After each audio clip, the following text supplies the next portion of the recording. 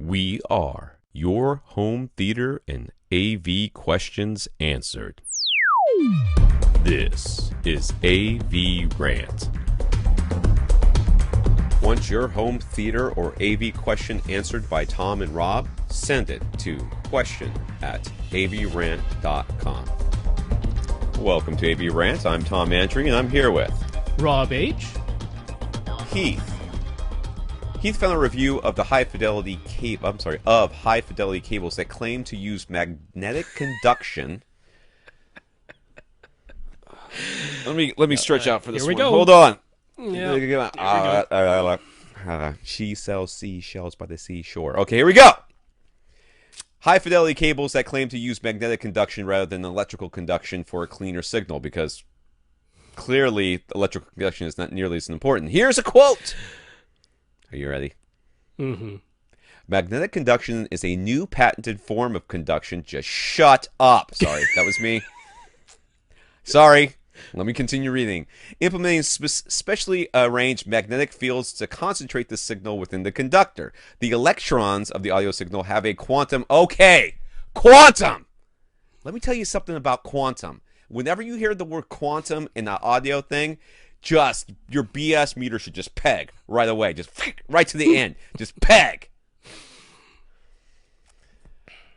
I can't even read it really. Okay, the electrons of the audio signal have a quantum spin. What does that even mean? Which gives their magnetic moment or charge. It's this charge which allows electrons to react within magnetic fields. So if we use a magnetic conductor instead of a regular conductor, we can guide the electrons, the audio signal, through the conductor in a very precise way to reduce distortion and signal loss. The electrons really don't move in a wire. They vibrate. It's not science. None of these words, these are all science words. Also, used in non-scientific ways. Magnetism and electricity are not two separate things. There is electromagnetism. Much like how time and space are not two separate things. There is space-time. I know it's hard to wrap your head around sometimes, but it's just... you can't have...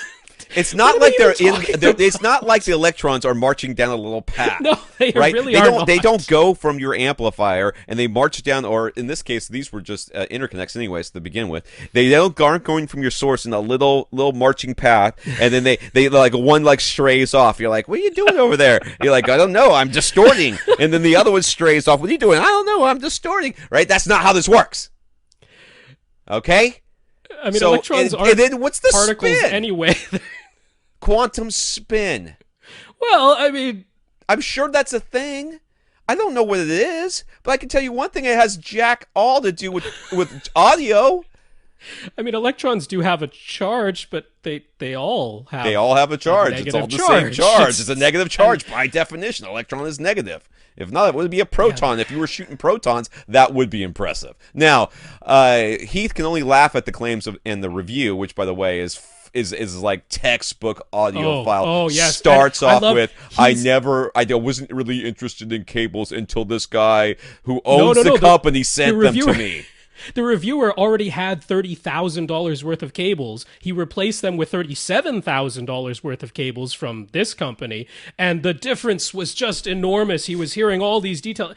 So, in other words, you wasted $30,000 previously. That's what you're saying, in effect. That boy all of this never stuff spent anything on those cables. Oh, no, and all the reviews of because each one was specifically chosen for a specific purpose in his system before, that opened up huge revelatory changes in his audio system before. But they're all garbage now that he has $37,000 worth of cables. And if you instead of only $30,000, go and look at don't do this, by the way. But if you did look at the review, in the middle of these cables, there's like these big metal,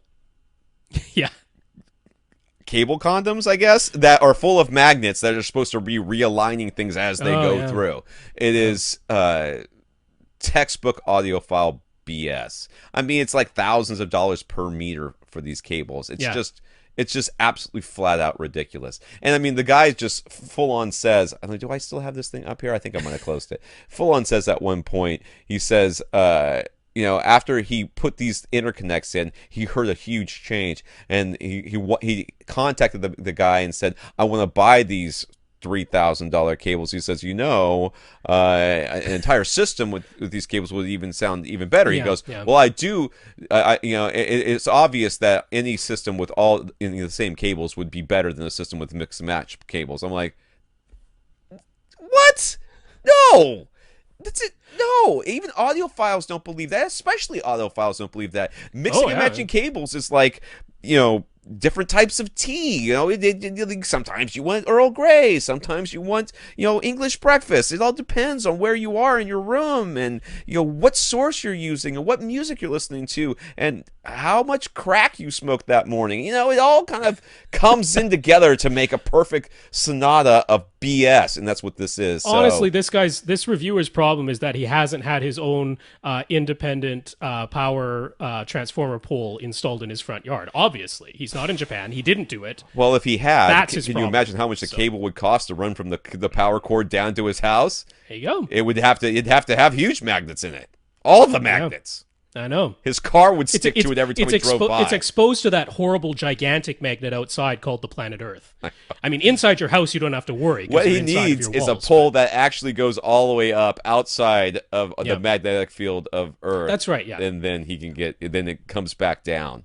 Yeah. And but that's going to be a 1-gauge cable, to shut up. All right.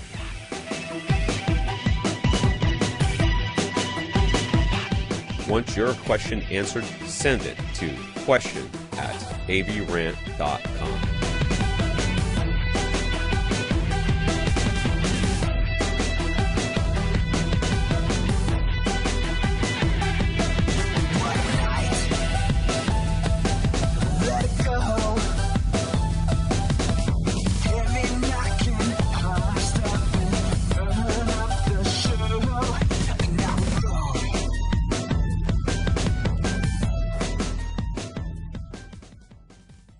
This is AVRant.